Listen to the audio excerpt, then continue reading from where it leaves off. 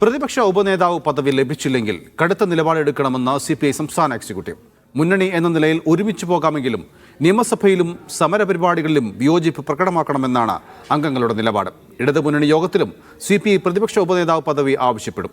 CPI മുന്നോട്ട് വെച്ച formula തൽക്കാലം അംഗീകരിക്കേണ്ടതില്ല എന്നാണ് CPIയുടെ തീരുമാനം.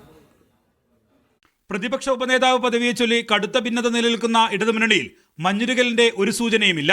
വിട്ടുവീഴ്ച ചെയ്തുള്ള ഒരു നീക്കുപോക്കും വേണ്ട എന്നാണ് ഇന്നലെ ചേർന്ന CPI സംസ്ഥാന എക്സിക്യൂട്ടീവിന്റെ നിലപാട്. പദവി കിട്ടിയില്ലെങ്കിൽ വിയോജിപ്പ് ശക്തമായി തന്നെ പ്രകടിപ്പിക്കണമെന്ന് ഒരു വിഭാഗം അഭിപ്രായപ്പെട്ടു.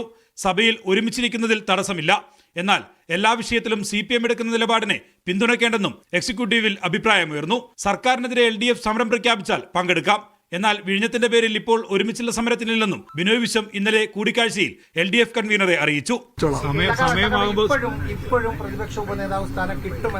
പൂർണ്ണ വിശ്വാസമുണ്ട്. മുൻകാലങ്ങളിലുണ്ടായിരുന്ന പ്രതിപക്ഷ ചീഫ് വിപ്പ് പോലുള്ള പദവികളാണ് CPMന്റെ ഓഫർ. ഇത് അംഗീകരിക്കാനും CPI തയ്യാറല്ല. മുന്നണിയിലെ പ്രധാന പാർട്ടികൾ തമ്മിലുള്ള തർക്കത്തിൽ മറ്റ് ഘടകകക്ഷികൾക്കും അതൃപ്തിയുണ്ട്.